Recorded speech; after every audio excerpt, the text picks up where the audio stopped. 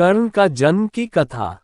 धृतराष्ट्र, पांडु और विदुर के लालन पालन का भार भीष्म के ऊपर था। तीनों पुत्र बड़े होने पर विद्या पढ़ने भेजे गए।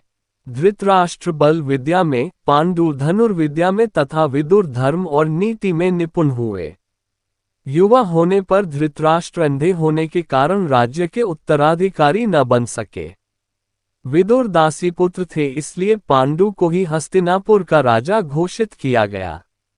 भीष्म ने धृतराष्ट्र का विवाह गांधार की राजकुमारी गांधारी से कर दिया। गांधारी को जब ज्ञात हुआ कि उसका पति अंधा है तो उसने स्वयं अपनी आंखों पर पट्टी बांध ली।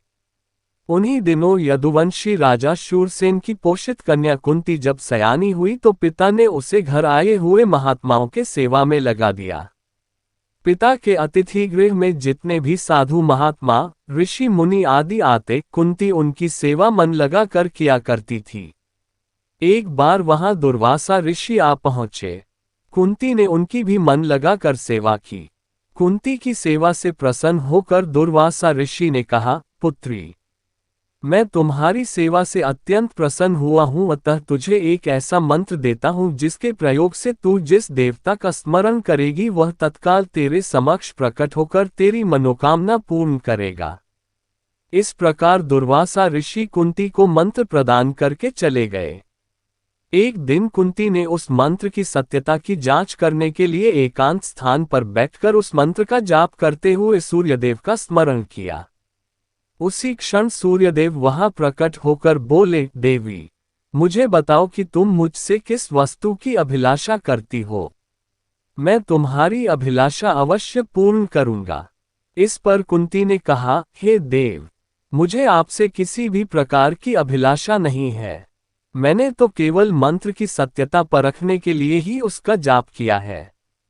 कुंती के इन वचनों को सुनकर सूर्यदेव बोले, हे कुंती, मेरा आना व्यर्थ नहीं जा सकता। मैं तुम्हें एक अत्यंत पराक्रमी तथा दानशील पुत्र प्रदान करता हूं। इतना कहकर सूर्यदेव अंतर्ध्यान हो गए। कुंती ने लज्जावश ये बात किसी से नहीं कह सकी।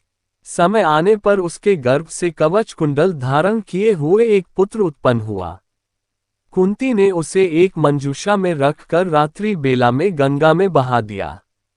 वह बालक बहता हुआ उस स्थान पर पहुंचा जहां पर धृतराष्ट्र का सारथी अधीर्त अपने अश्व को गंगा नदी में जल पिला रहा था। उसकी दृष्टि कवच कुंडलधारी शिशु पर पड़ी। अधीर्त निसंतान था, इसलिए उसने बालक को अपने छाती से लगा लिया और घर ले जाकर उसे अपने पुत्र के जैसा पालने लगा। उस बालक के कान अति सुंदर थे, इसलिए उसका नाम कर्ण रखा गया। कालांतर में कुंती का विवाह पांडु के साथ हो गया। मद्र देश के राजा ने भी पांडु के पराक्रम से प्रभावित होकर अपनी कन्या माद्री का विवाह पांडु के साथ कर दिया। इसी भगवान की वीडियो देखने के लिए सब्सक्राइब करें चैनल को और बेल आइकॉन दबाएं।